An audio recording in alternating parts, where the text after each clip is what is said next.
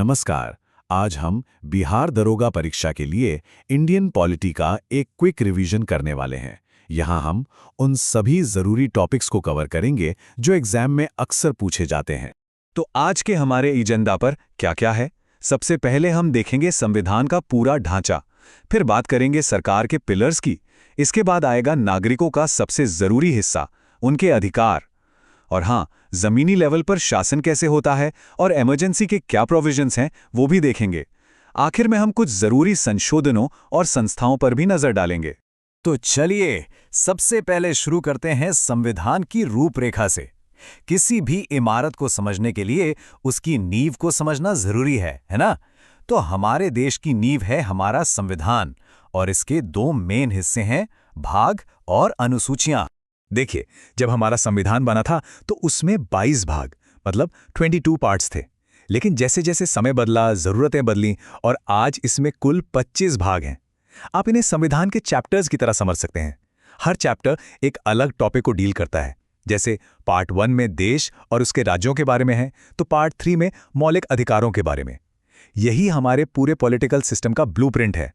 अब भागों के बाद आती हैं अनुसूचियां, यानी कि शेड्यूल्स। सोचिए, आर्टिकल्स मेन कहानी है, तो अनुसूचियां उसके आखिर में दिए गए एक्स्ट्रा नोट्स हैं, जिनमें और ज्यादा डिटेल होती है। शुरू में सिर्फ 8 थीं, अब 12 हैं, और ये बहुत जरूरी हैं।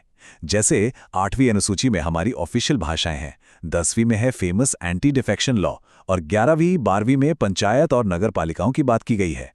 तो ये तो हो गया संविधान का बेसिक स्ट्रक्चर। अब सवाल ये है कि इस स्ट्रक्चर के आधार पर देश चलता कैसे है। यहीं पर आते हैं हमारे शासन के 3 स्तंभ, एग्जीक्यूटिव, लेजिस्लेचर और जुडिशरी। चलिए इनको एक एक करके समझते हैं।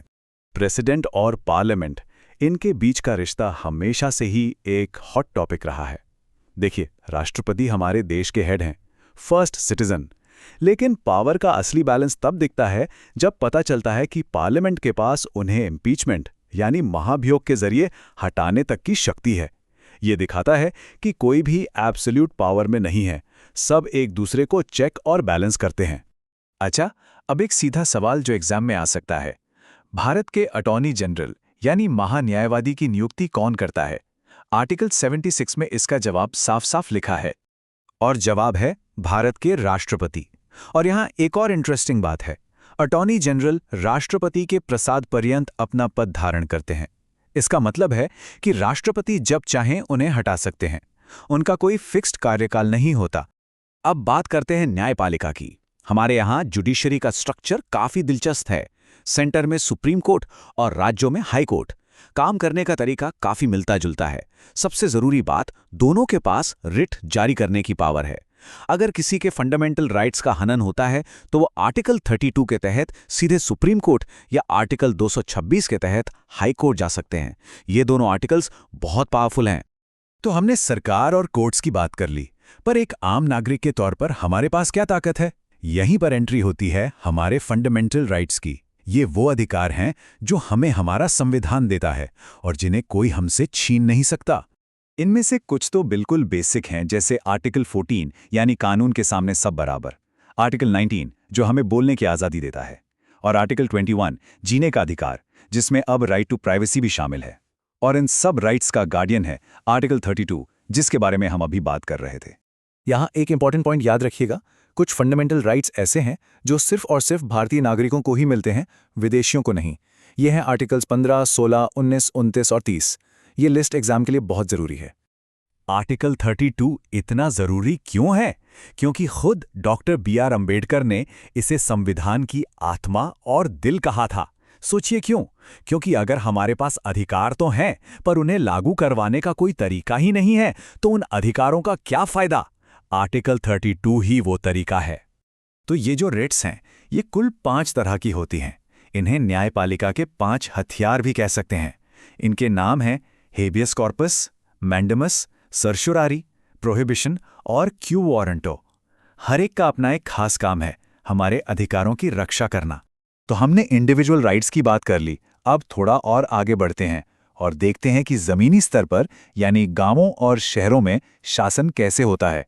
साथ ही ये भी देखेंगे कि जब देश पर कोई संकट आता है तो सरकार के पास क्या स्पेशल पावर्स होती हैं। पंचायती राज का आइडिया नया नहीं है। हमारे संविधान के आर्टिकल 40 में इसका जिक्र था, लेकिन ये सिर्फ एक निर्देश था। असलियत में इसे संवैधानिक दर्जा मिला 73वें अमेंडमेंट से। बलवंत राय मेहता कमेटी की सिफारिश पर यह 3 टियर सिस्टम लागू हुआ, जिसने लोकतंत्र को गांव-गांव तक पहुंचा दिया। अब बात करते हैं इमरजेंसी की। नेशनल इमरजेंसी यानी आर्टिकल 352। ये कोई ऐसी चीज नहीं है जो प्रेसिडेंट जब चाहे लगा दें। इसका एक पूरा प्रोसेस है। पहले प्रेसिडेंट घोषणा करते हैं, फिर 1 महीने के अंदर पार्लियामेंट के दोनों सदनों से अप्रूवल जरूरी है, और ये 6 महीने के लिए लगती है, जिसे आगे बढ़ाने के लिए हर 6 महीने में फिर से अप्रूवल लेना पड़ता है। मतलब पूरा कंट्रोल पार्लियामेंट के हाथ में रहता है। तो कुल मिलाके हमारे संविधान में 3 तरह की इमरजेंसी का जिक्र है।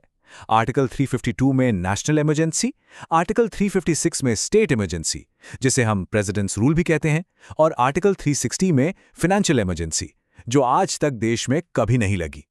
चलिए अब अपने आखिरी हिस्से पर आते हैं। यहां हम देखेंगे कि हमारा संविधान एक लिविंग डॉक्यूमेंट कैसे है, यानी समय के साथ कैसे बदलता है, और हम उन बॉडीज की भी बात करेंगे जो हमारे लोकतंत्र को मजबूती से खड़ा रखती हैं। संशोधनों की बात हो और 42वें और 44वें अमेंडमेंट का जिक्र ना हो, ऐसा हो ही नहीं सकता। 42वां अमेंडमेंट, जिसे मिनी कॉन्स्टिट्यूशन भी कहते हैं, इमरजेंसी के टाइम पर आया और इसने संविधान में बहुत बड़े बदलाव किए।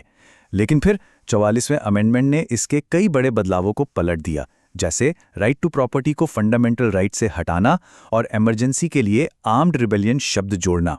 ये दोनों अमेंडमेंट दिखाते हैं कि हमारा संविधान कैसे खुद को करेक्ट करता है। और लोकतंत्र की सबसे बड़ी गारंटी क्या है? Free and fair election. और ये जिम्मेदारी है इलेक्शन कमीशन ऑफ इंडिया की, जिसका जिक्र आर्टिकल 324 में है। ये एक ऑटोनॉमस बॉडी है, मतलब ये सरकार के दबाव में काम नहीं करती, और यही इसकी सबसे बड़ी ताकत है। और इसी इलेक्शन में हम सब वोट कैसे डालते हैं, वो पावर हमें मिलती है आर्टिकल 326 से। इसे कहते हैं यूनिवर्सल एडल्ट सफरेज, यानी अगर कोई 18 साल से ऊपर का भारतीय नागरिक है तो उसे वोट देने का अधिकार है। यही तो लोकतंत्र की असली ताकत है। तो इस पूरे रिवीजन का निचोड़ क्या है? यही कि हमारा संविधान सिर्फ कुछ कानूनों का कलेक्शन नहीं है। ये एक लिविंग डॉक्यूमेंट है, जो सांस लेता है, जो समय के साथ बदलता है और विकसित होता है। ये वो आईना है जिसमें हम बदलते हुए भारत की तस्वीर देखते हैं। और ये सवाल हमेशा बना रहता है कि इसमें अगला बड़ा बदलाव क्या होगा।